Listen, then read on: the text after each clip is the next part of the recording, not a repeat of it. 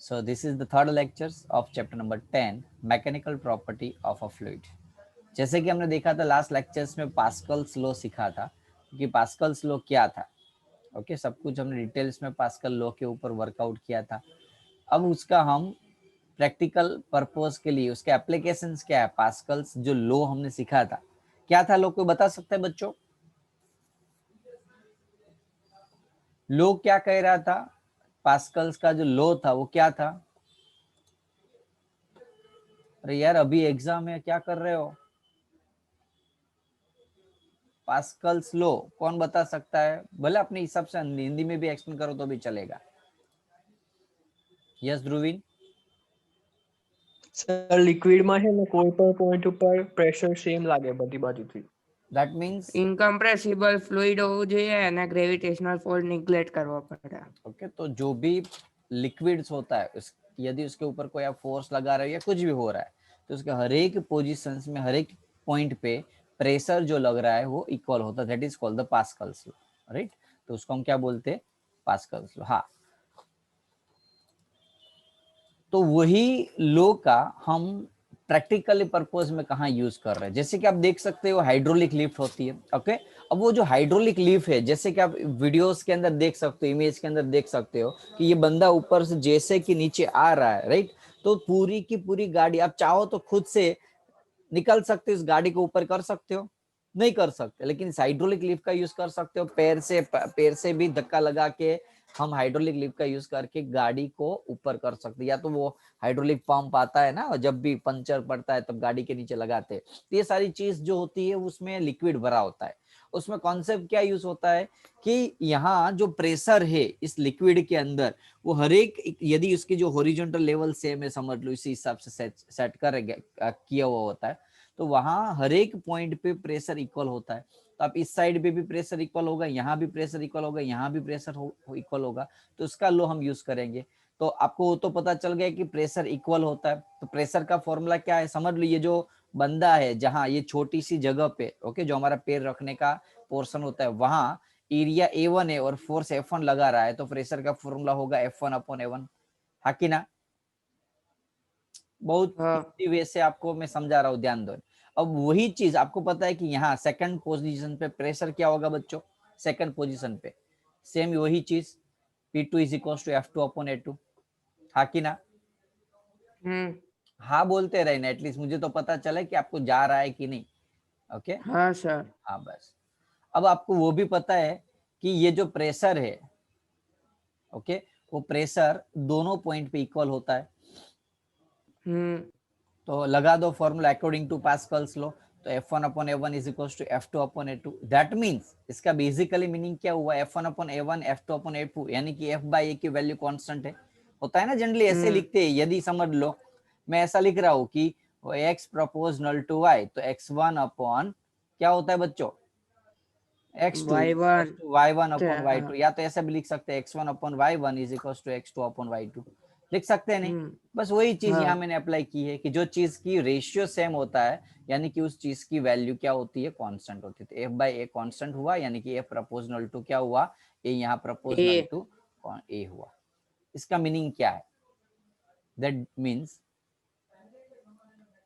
Means यहाँ जो pressure लग रहा है वो प्रेशर इक्वल है, प्रेशर दोनों का इक्वल है। अब यहाँ क्या है देखो, एरिया छोटा है और यहाँ एरिया बड़ा है। रेशियो इक्वल करने के लिए ये भी सामने छोटा होना चाहिए और ये बड़ा होना चाहिए, तो ही एग्जाम्पल फॉर एक समझ लो कि रेशियो आ रहा है 2/5, समझ लो रेशियो इक्वल है 2/5। मैं यहां लिख रहा हूं 10 और यहां लिख रहा हूं, चलो रेशियो में थोड़े दूसरी वैल्यू ले लेता हूं, 1/2 ले लेता हूं। यहां मैं लिख रहा हूं 2 और यहां लिख रहा हूं 4। अब समझ में आया कॉन्सेप्ट? समझो, 10 2 जा 2 2 जा, वैल्यू सेम है, लेकिन यहां क्या था? एरिया ज्यादा था तो सामने प्रेशर क्या, फोर्स क्या लगा? देखो यहाँ एरिया अब समझ में आ रहा है ना कॉन्सेप्ट क्या जा रहा है, कहाँ जा रहा हाँ है? सर। रेशियो सेम है। अब हम्म। यदि नीचे की वैल्यू बड़ी होगी तो ऊपर की वैल्यू भी बड़ी करनी पड़ेगी ना रेशियो इक्वल करने के लिए। तो यदि आपका यहाँ आपको चाहिए क्या, यहाँ आपको क्या चाहिए, फोर्स ज्यादा चाहिए, तो फोर्स ज्यादा चाहिए तो हम क्या करेंगे, एरिया बढ़ा देंगे। समझ में आ रहा है कॉन्सेप्ट? हाँ यस सर। वैल्यू के साथ समझाया मैंने कि मेरे पास यहाँ F1 की वैल्यू छोटी है तो मैं क्या करूंगा, A1 की वैल्यू छोटी रखूंगा जिससे ये रेशियो बना रहा है। और यहाँ मुझे फोर्स ज्यादा चाहिए तो सामने यहाँ एरिया ज्यादा रख दूंगा जिससे ये रेशियो बना रहा है। तो फोर्स प्रोपोर्शनल टू एरिया, यानी कि ज्यादा फोर्स चाहिए तो हमें क्या रखना पड़ेगा, एरिया ज्यादा रखना। एरिया ज्यादा। मैं यहाँ क्या कर दूंगा, देख लो एरिया ज्यादा है जिससे फोर्स भी ज्यादा मिलेगा। बोलो कॉन्सेप्ट क्लियर? हाँ यस अरे सर। यार आपने वो एग्जांपल समझा होगा, वो सीरीज से वो कौन सा मॉडल बनाते हैं, जेसीबी मशीन नहीं बनाई कभी किसी ने? बनाई सीरीज, है ना, हाँ बस इंजेक्शन थी। इंजेक्शन से। तो इंजेक्शन से जेसीबी मशीन कैसे बनती है? आप छोटा सा प्रेशर लगाओ तो भी वो कितना बड़ा सा ऊपर होता है, पानी अंदर कोई भी चीज भरी होती तो भी ऊपर चला जाता है। क्या है ये चीज? That is also Pascal's law. ये जो बड़े बड़े क्रेन्स होते हैं उसके अंदर क्या यूज होता है, पास्कल्स लॉ तो यूज होता है कि छोटे से फोर्स से बड़ा यदि काम करना है तो मैं बड़ा एरिया बढ़ा दूंगा जिससे वहां भी सामने फोर्स भी क्या हो जाएगा, बड़ा हो जाएगा। श्योर? कोई डाउट किसी को? ना। Very good. तो यहां हमने क्या किया, एरिया बढ़ा दिया। एरिया यदि ज्यादा होगा तो फोर्स भी ज्यादा मिलेगा। यहाँ एरिया छोटा था, फोर्स छोटा था, यहाँ मुझे ज्यादा फोर्स चाहिए तो मैंने एरिया इंक्रीज कर दिया, क्योंकि फाइनली एफ और ए का रेशियो तो सेम ही है। वैल्यू के साथ फील करो, टॉपिक फील करने वाला है, समझ लो कॉन्सेप्ट को, जस्ट समझना है कि भाई क्या है ये चीज। ये जो इंजेक्शन वाला कॉन्सेप्ट ही है बस हाइड्रोलिक ब्रेक के अंदर, वही वन टाइप ऑफ वही जैसा है कि भाई यहाँ जो हाँ ब्रेक लगा रहा हूँ यहाँ एरिया बहुत छोटा होता है। तो एरिया छोटा होता है तो कॉमन लॉजिक हमें यहाँ जो समझ लो कि ये ब्रेक है, इस पूरे व्हीकल्स को रोकना है, इतना ज्यादा फोर्स लगाना है यहाँ F2, बहुत ज्यादा फोर्स, क्योंकि पूरे व्हीकल को रोकना है। कितना मास है व्हीकल से, मास के साथ साथ उसकी वेलोसिटी भी बहुत ज्यादा है, तो हाई लेवल का फोर्स चाहिए, हाँ कि ना बच्चों? Yes sir. तो फोर्स हाई लेवल का चाहिए तो सामने मुझे एरिया भी बढ़ा देना है। तो यहाँ फोर्स क्या, अब मुझे यहाँ मुझे फोर्स कम लगाना है तो मैं क्या करूंगा, एरिया कम कर दूंगा जिससे ये रेशियो बना रहेगा। सेम समझ लो, ये मैंने फोर्स लगाया 5 का, एरिया मेरे पास 10 का था, मुझे यहाँ फोर्स 500 का चाहिए तो मैं एरिया क्या कर दूंगा बच्चों, 1000। 100 का, सॉरी 1000 का। समझ में आ रहा है ना? मुझे यहाँ मेरे पास इतनी कैपेसिटी है, मुझे बहुत कम फोर्स लगाना है। मैं आलसी हूँ तो मैं 5 न्यूटन से ज्यादा फोर्स नहीं लगा सकता सामने, 5 न्यूटन से ज्यादा मैं फोर्स यहाँ नहीं लगा सकता, तो कम फोर्स लगाना है। ओके, पहली चीज तो देखो कॉन्सेप्ट को फील करो, F1, A1, F2 और A2 तो सेम ही रहने वाला है। अब हमें कम ध्यान रखना। ओके, एक चीज जो समझा रहा हूँ उसके अंदर, ओके, वैल्यू के बेस समझने का ट्राई करना। अब मेरे ये जो है मैं अप्लाई कर रहा हूँ ब्रेक, तो यहाँ पूरे व्हीकल्स को जो हम बंद कर रहे हैं, तो यहाँ अप्लाई फोर्स है जो हमें अप्लाई करना है, वो तो हम कम ही करेंगे ना। हम ऐसे गाड़ी डिजाइन करेंगे ना कि थोड़ा सा पैर लगाने से प्रेशर लग जाए, है नहीं? काफी बार हम एक्टिवा या साइकिल की भी ब्रेक लगाने जाते हैं तो क्या बोलते हैं, भाई भैया एकदम डिस्क ब्रेक लगा दो, शॉर्ट ब्रेक लगनी चाहिए, थोड़ा सा फोर्स लगा के फटाफट से गाड़ी रुकनी चाहिए। तो कॉमन सेंस है ना कि भाई ऐसा तो नहीं बोलेगे मैं जब तक ऊपर ना चढ़ जाऊं ना ब्रेक के ऊपर तब तक स्टॉप नहीं होनी चाहिए, ऐसा बोलोगे कभी आप? No sir. ना। कॉमन सेंस है कि भाई कम फोर्स से मुझे मेरी गाड़ी रुकनी चाहिए। तो यहाँ मेरा कॉन्सेप्ट क्या है कि मैं कम से कम फोर्स लगा दूं। ओके, और सामने यहाँ देखो F2, गाड़ी तो बड़ी होगी और कॉमन लॉजिक हम 1 2 10 15 किलोमीटर की स्पीड से तो चलते नहीं होगे। वैसे यदि हमारे हाथ में BMW आ जाए, ओके, XUV महिंद्रा की आ जाए गाड़ी, फॉर्च्यूनर आ जाए, तो कम स्पीड चलेगी कभी? हाई स्पीड से, और वैसे गाड़ी भी बड़ी है तो उसको ब्रेक लगा। F2 क्या है, स्टॉप करने के लिए जो फोर्स चाहिए वो गाड़ी को एक्चुअली देना होता है, रिक्वायर फोर्स होता है। तो कॉमन सेंस है, रिक्वायर फोर्स ज्यादा चाहिए हमें और हमें देना कम है। अब ऐसा तो नहीं हो सकता ना कि कम फोर्स से ज्यादा फोर्स लगाना है, तो इसका एक ही ऑप्शन है एरिया का, कि मैं क्या करूंगा, यहाँ एरिया कम रखूंगा और यहाँ एरिया ज्यादा रखूंगा, तो ये रेशियो बना रहेगा।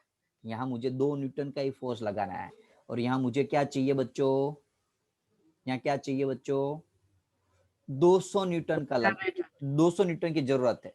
तो मैं क्या करूंगा, यहाँ कुछ ऐसी एडजस्ट वैल्यू कर दूंगा कि आंसर बना रहेगा सेम। जैसे कि मैंने समझ लो एरिया मैंने ले लिया 1 मीटर स्क्वायर का, एकदम छोटा सा एरिया, इतना 1 मीटर स्क्वायर का।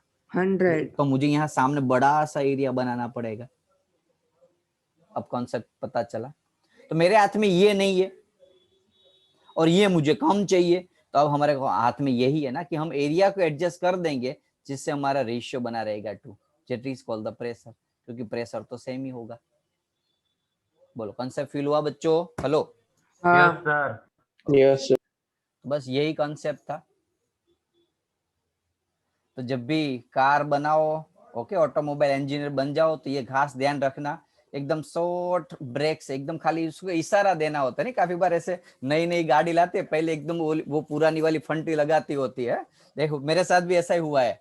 ओके, फंटी चलाते होते, तो जो एक्चुअली जब मैं सीखा कार, तो वो सामान्य कौन सी शायद कार थी, आई एम नॉट 100%, लेकिन सेंट्रो जैसी कुछ एकदम सिंपल कार जिसकी में पावर स्टीयरिंग भी नहीं था, ब्रेक भी सिंपल थी, तो एकदम जोर से फोर्स लगाना पड़ता है, एक्सीलरेशन के ऊपर ज्यादा प्रेशर लगाना पड़ता है।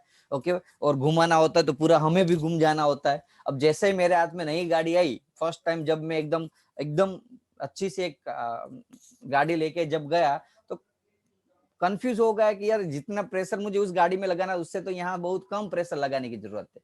थोड़ा सा मैं इशारा भी देता हूँ तो भी क्या हो जाता है, थोड़ा सा भी ब्रेक इशारा देता हूँ लगी तो जाए। गाड़ी ब्रेक लग जाती है, या थोड़ा सा इशारा दे तो चल जाती है। ये कॉन्सेप्ट क्या है, इसका ही तो है। वो इसमें कुछ चेंजेस कर, वैसे नो डाउट अभी तो पूरा इलेक्ट्रिक वो आ गई है, इलेक्ट्रिक ब्रेक आ गई है, और दूसरी एबीएस सिस्टम आ गई है, तो उसमें तो बहुत ज्यादा टेक्नोलॉजी चल गई, जो हमें अभी तो इस लेवल का नहीं, बहुत ज्यादा लेवल का वहाँ टेक्नोलॉजी यूज होते, जो शायद मेरे काम का भी नहीं, क्योंकि ऑटोमोबाइल इंजीनियर होता तो शायद कुछ ये चीज डिटेल में समझा सकता मैं। ओके, तो ये चीज होती। ओके, यस, क्वेश्चंस आया है। ब्रेक क्या है, एक मिनट हो, ब्रेक फेल केवी रीते था, 2 ऑप्शंस होते हैं ब्रेक फेल के। ब्रेक कौन से टाइप की, उसके ऊपर डिपेंड है। या तो इस ब्रेक के अंदर का जो केमिकल्स है ना, ये देखो यहाँ क्या होता है बच्चों, पता ब्रेक के अंदर, आपको पता ना हो तो मैं बताऊं, ये एक वन टाइप ऑफ केमिकल्स होता है, जो रेड कलर का आपको दिख रहा है ना, वो केमिकल्स होता है। यदि वो केमिकल्स समझ लो यहाँ से कुछ लीक हो जाए, समझ लो, तो ये जो प्रेशर लगा है आपने आपने आपकी कैपेसिटी कहाँ है पैर को यहाँ तक घुमाने की, लेकिन वो इनफ नहीं हुआ, ये प्रेशर या लिक्विड, ये जो जिसको हम क्या बोलते थे यार, ब्रेक ऑयल बोलते थे, जो ब्रेक ऑयल यदि लीक हो जाए तो भी हाइड्रोल, ये जो हमारी ब्रेक होती है वो फेल हो जाती है। एक ऑप्शन ये होता है। या तो ब्रेक पैड होते, शायद आपको पता हो, तो जिसके पेरेंट्स के पास कार होगी उसको पता होगा, ब्रेक पैड चेंज करवाने होते 30-40 हजार किलोमीटर के बाद। ब्रेक पैड होते, वो जब वहां टायर के पास होता है, वो एकदम घिस जाए तो भी ब्रेक फेल हो जाती है। सो देयर में भी different type of reason, depend कर रहा हो कौन से टाइप की कार आप चला रहे हो। ज्यादातर जो एवरेज कार्स होती है, जो पुरानी वाली कार, उसमें ब्रेक फेल होने का रीजन ये था, ये ऑयल। जब ये ऑयल की विस्कोसिटी कम हो जाए, ये ऑयल का प्रेशर कम हो जाए, या तो ऑयल लीकेज हो जाए, तो ब्रेक फेल हो जाए। क्या होता है पता है आपको, समझ लो, मैं आपको जस्ट हिंट दे रहा हूँ थोड़ा सा कॉन्सेप्ट में, एग्जैक्ट तो नहीं आई श्योर समझा पाऊंगा, लेकिन ट्राई कर रहा हूँ ये चीज।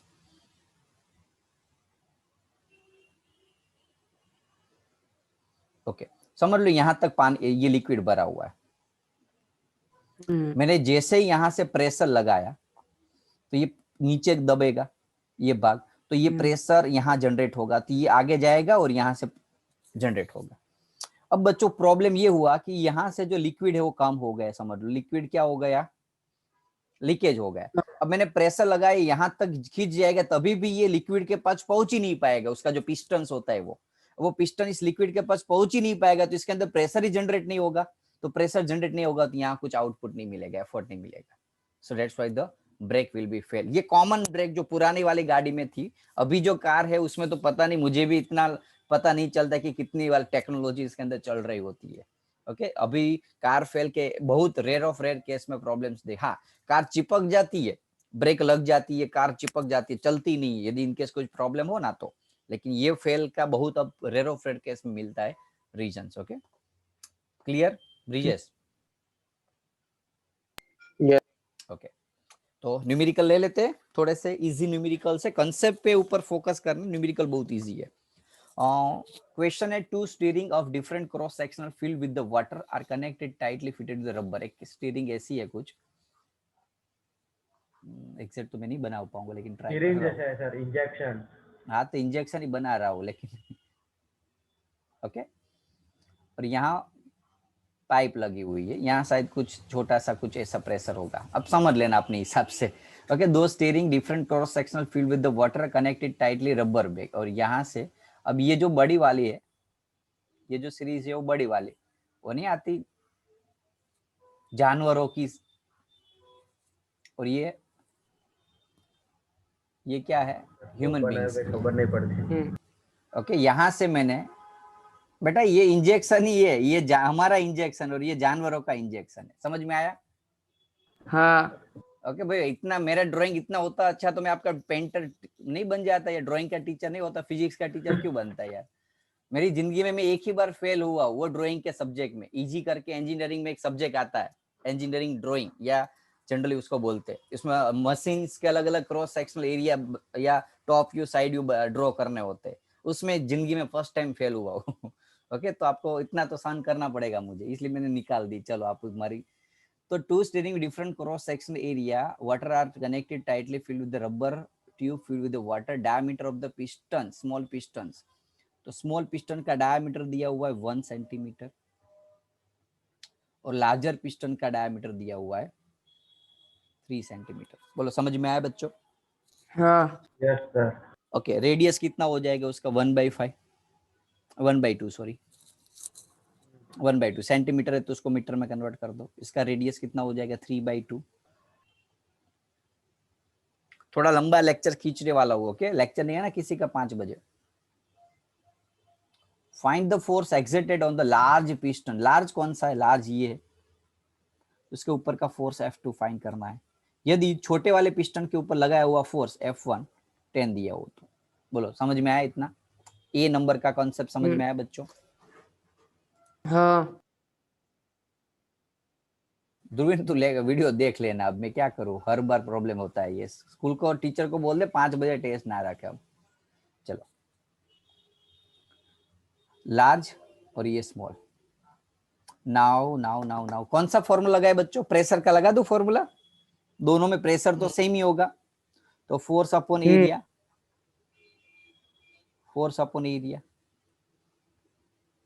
Force F1 10 newton, area A1 pi r square.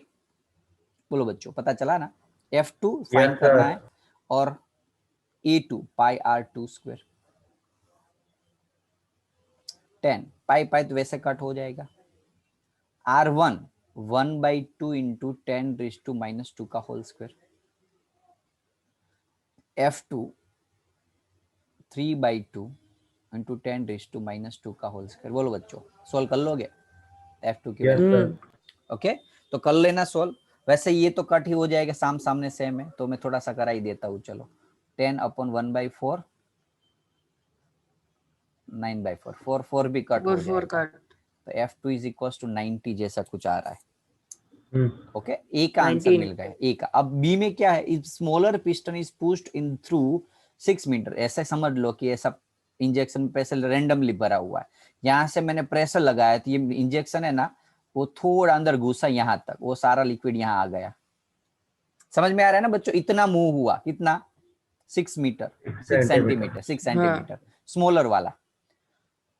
अब कॉमन सेंस है, जितना यहाँ से प्रेशर जनरेट होगा उतना यहाँ से प्रेशर जनरेट होगा, या जहां जितना जो वॉल्यूम है यहाँ से इस साइड पे पिस्टन पे चला जाएगा, तो जो वॉल्यूम ट्रांसमिट हो रहा है वो तो सेम ही होगा ना बच्चों। लिक्विड है, एक जगह से दूसरी जगह पे गया, तो जो वॉल्यूम ट्रांसफर हो रहा है स्मॉल पिस्टन से, वही वॉल्यूम लार्जर पिस्टन में जाएगा। अब वॉल्यूम का फॉर्मूला क्या है, length into area. Length area. अब बोलेगे देखो कैसे, मुझे इतना वॉल्यूम चाहिए, इतनी लेंथ है हमारे पास, ये फाइंड करना है, तो ये मैं एरिया के साथ मल्टीप्लाई कर दूंगा, जितना जो वॉल्यूम होगा वही मैं सेकंड पिस्टन के अंदर जाऊंगा, यही इतना ही वॉल्यूम यहाँ जाएगा, तो दोनों में जो लिक्विड ट्रांसपोर्ट हो रहा है उसकी क्वांटिटी सेम है, यानी कि दोनों का वॉल्यूम सेम है। तो ये smaller smaller larger larger. Volume का फॉर्मूला एरिया इंटू लेंथ, वो तो पता है ना, लास्ट टाइम भी बताया था मैंने। Yes sir. ओके अब हमें फाइंड क्या करना है, स्मॉलर का दिया हुआ था, स्मॉलर पिस्टन कितना पुश हो रहा है, पुश हुआ यानी कि लेंथ इतना पुश हुआ, मैं ऐसा बोलूं स्मॉल पिस्टन इतना पुश हुआ, तो पीस पुश हुआ यानी कि 6 सेंटीमीटर पुश हुआ, यानी कि वो लेंथ हुई स्मॉलर की। पाई आर स्क्वायर फॉर्मूला इंटू 10⁻²। और पाई आर स्क्वायर फॉर्मूला लार्जर का, और लार्जर का जो लेंथ का चेंजेस है वो फाइंड करना है। सर 6 ने मीटर में करो। 6 मीटर में कर देता हूँ मैं। आर ए स्मॉलर का रेडियस कितना था, स्मॉलर का रेडियस, स्मॉलर वाला ये 1 वाला 1/2 1/2 10⁻² का होल स्क्वायर इंटू 6 इंटू 10⁻²। नीचे ये लार्जर वाला नीचे आएगा ना भाई, यहाँ मैंने क्या किया, इसको मेन बनाया बच्चों, तो इसको नीचे ले लिया, कुछ भी नहीं किया है। 3/2 इंटू 10⁻² होल स्क्वायर इंटू कुछ नहीं बचा, कुछ नहीं बचा, ये तो वैसे ही कट हुआ, कर लोगे ना जो भी आंसर आएगा आपका। कोई डाउट? इजी था क्वेश्चन, सच में बहुत इजी है। प्रेशर सेम बी कर एक बार देना। रिपीट करो न कौन से कहाँ रिपीट करूं बोलो? क्वेश्चन से। सॉल्यूशन में कहाँ नहीं प्रॉब्लम पता चला, ये बोल रहा हूँ मैं, क्वेश्चन में कहाँ नहीं बी पता चला। बी रिपीट करो, ओके। देख वैसे मेरे पास है ना, मेरी फिगर अच्छे से बन नहीं रही है, जो समझ ले कि तेरे पास एक इंजेक्शन है, वैसा होता है, यहाँ वो होता है। दूसरा यहाँ से पाइप से दूसरा इंजेक्शन लगाया हुआ है, थोड़ा सा वो बड़ा है, समझ में आया? अब यहाँ से प्रेस कर रहा हूं, तो ये जो भाग होता है वो यहाँ आ जाता है, अंदर आ जाता है थोड़ा, तो ये जो वॉल्यूम का चेंजेस हुआ वही वॉल्यूम यहाँ चेंज होगा, यहाँ थोड़ा अंदर आएगा, लिक्विड भरा हुआ है वो, तो दोनों में जो यहाँ जो अंदर घुसा उतना ही लिक्विड यहाँ अंदर आ जाएगा। ये स्मॉलर है और ये लार्जर है, तो दोनों में यहाँ से जो प्रेशर हुआ, प्रेशर की वजह से जो वॉल्यूम डिस्प्लेस्ड हुआ वही वॉल्यूम यहाँ आ जाएगा, जितना लिक्विड अंदर भरा हुआ तो यहाँ खिसक के यहाँ आ जाएगा, क्योंकि दोनों कनेक्टेड है, तो ये पूरा का पूरा वॉल्यूम बन जाएगा। तो दोनों में जो वॉल्यूम का चेंज हुआ वो सेम हुआ, ट्रांसफर हुआ वॉल्यूम, बस वॉल्यूम का ए इंटू ए, लेंथ, एरिया इंटू लेंथ, ये तो पता है ना हर्ष, वॉल्यूम का फॉर्मूला। हाँ सर। तो area into length, area into, ये स्मॉलर का एरिया, स्मॉलर में कितना डिस्प्लेस हुआ था, पिस्टन कितना डिस्प्लेस हुआ 6 सेंटीमीटर, तो वो डिस्प्लेसमेंट लेंथ, लेंथ यानी कि वन टाइप ऑफ डिस्प्लेसमेंट ही बोल सकते हैं उसको, बड़ा एरिया और बड़ा डिस्प्लेसमेंट जो फाइंड करना है, हायर जो बड़ा वाला है ना उसमें कितना, ये जो अंदर था वो बाहर आ जाएगा ना उतना थोड़ा सा ऑटोमेटिकली, वो फाइंड करना है। क्लियर? तो उसका आंसर आएगा जो भी सॉल्व करोगे वो। नाउ सेकंड नंबर, सेम यही चीज है, ट्राई करोगे खुद होमवर्क में, सेम यही, जो car piston F1 on the smaller piston, smaller piston, ये स्मॉलर का F1 ले लेते हैं और लार्जर पिस्टन का F2 ले लेते हैं। तो क्या लिखा है, in a car lift compressed air exert the force F1 on a smaller piston, smaller piston पे F1 फोर्स लग रहा है और उसका रेडियस स्मॉलर पिस्टन का कितना दिया हुआ है 5 centimetre. This pressure is transmitted to second piston's radius, इसका रेडियस दिया हुआ है 15 centimetre. If the mass of the car to be lifted, अब कॉमन लॉजिक के लार्ज, अब देखो यहाँ हमें खुद प्रेशर लगाना है और यहाँ लार्जर वाले में कार आएगी, वो कॉन्सेप्ट वाला, ये कार है, हाँ सर। समझ में आया ना? तो कार यहाँ होगी Yes, ना, sir. तो यहाँ जो फोर्स लग रहा है वो कितना होगा, कार का फोर्स, कार का फोर्स बच्चों m इंटू जी, વધારે વધારે वो तो मुझे भी 1350. पता है વધાरे, लेकिन वो फोर्स कितना होगा m इंटू जी जितना, जी। तो मास दिया हुआ है कार का कितना 1350, 1350 10, बोलो समझ में आया इतना? Yes, sir. तो अब 9.8 sir. F1 फाइंड करना है, 9.8 लेना है, सॉरी F1 फाइंड करना है, कर लोगे? कौन सा formula, F1 upon area, F2 upon area, F2 Pascal's law, area 2 same आगे का क्वेश्चन हुआ देख लो, तो F1 फाइंड कर लोगे कि नहीं? હા સર Yes, sir. श्योर ना? एरिया में पाई आर स्क्वेयर, हाँ सर कर लईશું। तू अकेला ही बोला, किसी ने नहीं बोला, तो बाद में ऐसा सोचा कि नहीं पता चला होगा किसी को। क्या ना बोले तो सी कर लेशो। ये बोले चलो, सर नहीं कर ओके लईશું। ओके चलो, ये मेरे अच्छे स्टूडेंट है, फीलिंग समझते हैं सर की। ओके चलो, क्लियर ना, F1 निकाल लोगे? हाँ सर। हाँ ओके, अब दूसरा फाइंड क्या करना है, दूसरा यहाँ तो हो गया F1। चलो अब what is the pressure necessary to accomplish this step. अब बोलो प्रेशर यदि करना है तो प्रेशर का फॉर्मूला तो F/A। कौन सा वाला लगाओ, ये वाला लगाओ या ये वाला लगाओ, बोलो। બે એક જ છે ને ગમે એ वेरी લગાવેલો। गुड, समझ में आ रहा है? यहाँ वैसे दोनों इक्वल ही दिया, अभी प्रेशर का तो फॉर्मूला था, दोनों में प्रेशर इक्वल था, तो आप कोई भी एक डाल दो, आंसर सेम ही आएगा। ओके, F1/A1 डाल देना, या तो एक काम करना F2/A2 डालना। बोलो क्यों, मैंने क्यों F2 का बोला, कोई बता सकता है? चलो लगाओ लॉजिक। કેમ કે આપણે અહીંયા એ માં ગોતી લીધું હશે। नहीं, देखो इनकेस आपका यहाँ कैलकुलेशन रॉन्ग हुआ और F1 का आंसर आया रॉन्ग, तो यहाँ ये भी प्रेशर भी रॉन्ग होगा, तो यहाँ दोनों में मार्क्स गवाओगे। समझ में आया? समझ में आया? हेलो? और यहाँ F2 तो पक्का है M इंटू जी, एरिया पक्का है, तो इनकेस ये भी रॉन्ग भी होगा तो यहाँ सच होगा, तो एटलीस्ट आधा मार्क्स तो मिलेगा। Be smart in the exam. समझ में आया कि नहीं? जरूरी नहीं है ना कि आपने सोल्व किया वो आंसर सही हो, क्यों रिस्क ले हम एग्जाम में। तो ऐसे काफी बार ऐसी चीज होगी जहां आपको स्मार्टली डिसीजन लेना होगा। ओके, साइंस के स्टूडेंट्स का काम ही यही है कि ऐसे कुछ सिचुएशंस में डिसीजन इतना पावरफुल, आपका जो स्टेट ऑफ माइंड होगा ना वो इतना पावरफुल बन जाएगा यदि आप थोड़ा इन्वॉल्वमेंट रखोगे, रट्टाबाजी छोड़ के कंसेप्ट को समझ के बाद में सोल्व करने का ट्राई करोगे। तो बच्चों आप इस एग्जाम में तो चलो नो डाउट आप मार्क्स खींच ही लोगे, ओके, सक्सेस मिलेगी, लेकिन रूटीन लाइफ में आपकी जो लाइफ है ना एक्चुअली, उसमें भी जनरल पर्सन आपको सक्सेस मिलेगी। समझ में आ रहा है? समटाइम्स हम डिसीजंस जो स्टेट ऑफ द माइंड, हमारा प्रेजेंट स्टेट ऑफ माइंड तब क्या लेना वो सोचना होता है, और वो आपको बनाना है, अपने माइंड को इतना ट्रेन करना है। ओके, तो ऐसे ही चीज ध्यान रखना, हर बार मैं नहीं सिखाऊंगा कि यहाँ ऐसा करना ऐसा करना, हिंट दे रहा हूं मैं आपको, हिंट दे रहा हूं कि कैसे एग्जाम में मार्क्स खींच सकते हो विदाउट टेकिंग एनी रिस्क। चलो, कोई डाउट? No sir. ના श्योर?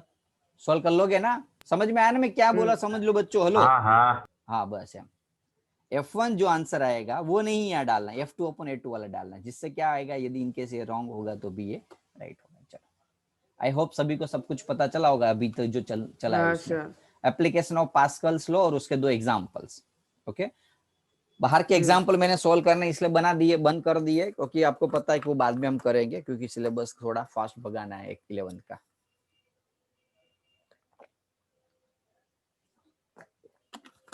नाउ आर्किमिडीज प्रिंसिपल, क्योंकि सब कुछ चलाना है, एक टॉपिक भी स्किप नहीं करना है, सो दैट्स व्हाई। वैसे ये टॉपिक मुझे समझाने की जरूरत नहीं है, ऑलरेडी अपने 9th स्टैंडर्ड में टॉपिक सीख लिया है। 9th स्टैंडर्ड में ये टॉपिक सीख लिया। क्या था बच्चों आर्किमिडीज प्रिंसिपल? बियॉन्ड જેટલો फोर्स। વેઇટ आपशो એટલું पानी બહાર આવશે। डिस्प्लेस आउट, यानी कि जो बियॉन्ड फोर्स लगता है उसकी वैल्यू कितनी होती? Weight of the fluid displaced by the जी ऑब्जेक्ट। ओके, ये आपका आर्किमिडीज प्रिंसिपल है कि बियॉन्ड फोर्स जो होता है, बियॉन्ड फोर्स यानी कि क्या, कि जब आप पानी में गिर रहे हो तो पानी के जो लिक्विड वो फ्लूइड है वो आपके ऊपर ऑपोजिट डायरेक्शन में, अपोजिट किसके, ग्रेविटेशन के ऑपोजिट डायरेक्शन में फोर्स लगाता है। और वो फोर्स कितना होता है, तो यदि वो आपकी वजह से जो पानी जितना डिस्प्लेस्ड हुआ, वो पानी या लिक्विड उसके वेट जितना, वो फोर्स कितना होता है, उसके वेट जितना। काफी सारे सोचेंगे बच्चे कि सर यहाँ फोर्स है और ये पानी का वेट है, कहां से ये दोनों का एक दूसरे का मिलन हुआ गया? बच्चों फोर्स और वेट एक ही तो है। समझ में आया नहीं? समझ में आया कि नहीं? फोर्स और वेट एक ही तो है। हम ऐसा सोचते कि फोर्स, यहाँ ये फोर्स है, ये पानी का वॉल्यूम है, यानी कि वेट है, कैसे मेल हुआ, उस दोनों का कैसे रिलेशन बना? एक ही चीज है, एक ही क्वांटिटी है। ओके, बोलो। यस थोड़ा सा सर। और डिटेल में जाते हैं, 9th वाले कॉन्सेप्ट में जो था वो, कि जब बॉडी को थोड़ा सा और समझा देता हूं अपने हिसाब से, मेरी लैंग्वेज में।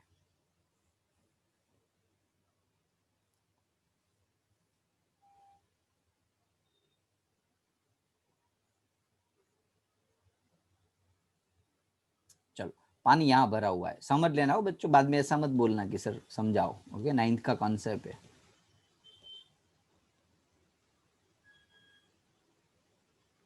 चलो, अब मैं यहाँ एक पत्थर डाल रहा हूँ। क्या डाल रहा हूँ? पत्थर। पत्थर। अब ये लेवल पे था, अब जैसे मैंने पत्थर डाला तो वो लेवल थोड़ा इंक्रीज होगा, हाँ कि ना? हाँ। हाँ सर। जैसे इंक्रीज होगा वो पानी जो ऊपर आएगा तुरंत इस नली से बाहर निकल जाएगा। अब वो पत्थर में से, यदि जब पत्थर मैंने अंदर डाला तो इस पत्थर के ऊपर इस फ्लूइड में से एक फोर्स लगा ऑपोजिट डायरेक्शन में, इसको बियॉन्स फोर्स बोलते हैं, इसको बोलते हैं बियॉन्स फोर्स। तो वो कितना होता है? तो ये जो पानी डिस्प्लेस्ड हुआ उसके वेट जितना कितना होता है? एफ बी, पानी जो डिस्प्लेस्ड हुआ हाँ जी। उसके वेट जितना। समझ गए? Yes sir. ओके, तो उसकी एग्जैक्ट स्टेटमेंट 9th स्टैंडर्ड में जो रट्टी हुई थी वो आपको मैं बताता हूं। व्हेन अ बॉडी, एक बॉडी है, अब चाहे तो उसको पूरा डुबा दो या आधा। याद करो statement, when a body immersed in a liquid fully or partially, when a body immersed in a liquid fully or partially, there must be a force on the object, this called the Bion's force, is equals to the weight of the water or weight of the fluid displaced by it। थोड़ा सा जिसको 9th में याद हुआ, जिसको 9th में समझ में आया था, उसके स्टेटमेंट बहुत इजीली आ गया होगा कि जब मैं कोई बॉडी को क्या डाल रहा हूं? इमर्ज्ड कर रहा हूं। वैसे काम करूं, आगे है तो मैं क्यों लिखूं? चलो, when a body immersed partially or wholly in a liquid, it experiences the upward force। याद आया? It experiences the upward हाँ force, sir. which is equals to the weight of the liquid displaced by the body। same to same, copy to copy वही statement है, कुछ changes नहीं है उसमें। तो उसको हम बोलते हैं आर्किमिडीज प्रिंसिपल। और वो जो फोर्स है उसको हम बोलते हैं बियॉन्स फोर्स, उसको हम बोलते हैं बियॉन्स फोर्स। और वो प्रॉपर्टी है उसको हम बोलते हैं buoyancy. Okay, it acts yes sir. through the center of buoyancy which is center of gravity। ये क्या है ये समझा रहा हूँ। upward force is called the buoyant force and it act through the center of gravity। ये जो force है ना जो इस बॉडी के ऊपर लग रहा है वो सेंटर ऑफ ग्रेविटी के ऊपर लग रहा है। ओके, वैसे आप थोड़ा सा एडवांस लेवल पे एक्सप्लेन करने का ट्राई किया, लेकिन याद रहे तो ठीक है, ना याद तो आपको 9th वाले कॉन्सेप्ट से एक्सप्लेन कर सकते हो। यस सर, समझ में आया गया ना? ये ग्रेविटी फोर्स है और ये बियॉन्सी फोर्स है। और बियॉन्सी फोर्स कहाँ लगता है? सेंटर ऑफ ग्रेविटी के अगेंस्ट में। कोई डाउट इसमें? ना। No sir. तो बियॉन्सी क्या है समझ में आ गया? इट्स एबिलिटी और tendency something to float in a water और एनी अदर फ्लूइड। बियॉन्सी एक एबिलिटी है, एक प्रॉपर्टी है जो कोई ऑब्जेक्ट को लिक्विड के अंदर या लिक्विड के ऊपर फ्लोट कर सकती है। वही तो है, हम जो फ्लोटिंग कर सकते हैं ना, हम तैर सकते पानी के ऊपर, दैट इज ऑल्सो बियॉन्सी। समझ में आ रहा है ना बच्चों? ये प्रॉपर्टी तो है। जब स्विमिंग में जाते हो आपको तो पानी में सोना सिखाते, वो क्या है? बियॉन्सी तो है कि भाई आपकी बॉडी के ऊपर पानी के द्वारा लग रहा ऊपर का फोर्स नीचे का फोर्स इक्वल है, इसलिए आप फ्लोटिंग कर सकते हो। That is also buoyancy. कोई डाउट बच्चों? ना। No sir. अब थोड़े से कॉन्सेप्ट जो ऑलरेडी आपको पता है कि वो ऑब्जेक्ट सिंक कब करता है। बोलो, ऑब्जेक्ट जो है वो सिंक कब कर जाता है? मैंने पानी के अंदर डाला ऑब्जेक्ट को। अब कॉमन लॉजिक, ये पानी है, पानी के अंदर मैं पत्थर डाल रहा हूँ, स्टोन, क्या करेगा? डूबी जैसे। यानी कि सिंक हो जाएगी। इसका रीजन क्या है बोलो बच्चों? એનો વજન Weight. વધારે અને वजन buoyancy नहीं, force वजन नहीं, वजन तो लाकडाનો વધારે હોય ને પથ્થર करता। Density. डेंसिटी, यस, स्टोन की डेंसिटी ज्यादा है फ्लूइड की डेंसिटी से। समझ में आया बच्चों? Yes sir. तो यदि डेंसिटी ऑब्जेक्ट की ज्यादा होगी फ्लूइड से तो सिंक कर जाएगा। यदि दोनों की सेम होगी डेंसिटी तो क्या करेगा? रोटेट होगा। या तो कम होगी तो रोटेट होगा। समझ में आ रहा? यही कॉन्सेप्ट मैं आपको वैसे समझा रहा हूँ, तो क्यों लिख रहा हूँ मैं? भूल जाता हूँ मैं, इस बार है ना मैंने ये लिखा हुआ है तो क्यों मजूरी कर रहा हूँ मैं। Density of fluid is less than the object, यानी कि ऑब्जेक्ट की डेंसिटी ज्यादा होगी तो बॉडी क्या हो जाएगा? सिंक हो जाएगा। सेकंड, यदि दोनों की डेंसिटी सेम हो गई, यहाँ डी यूज किया हुआ है। ओके बच्चों, ट्राई किया रो का सिंबल निकालने का, लेकिन मिला नहीं कहीं। ओके, तो डेंसिटी फ्लूइड की डेंसिटी ऑब्जेक्ट की दोनों की सेम होती है तो क्या हो जाएगा? body will just float or remain hanging at whatever the position is left. Sometimes ऐसा क्यों लिखा हुआ है, कोई बता सकता है? बता सकता है ऐसा क्या है?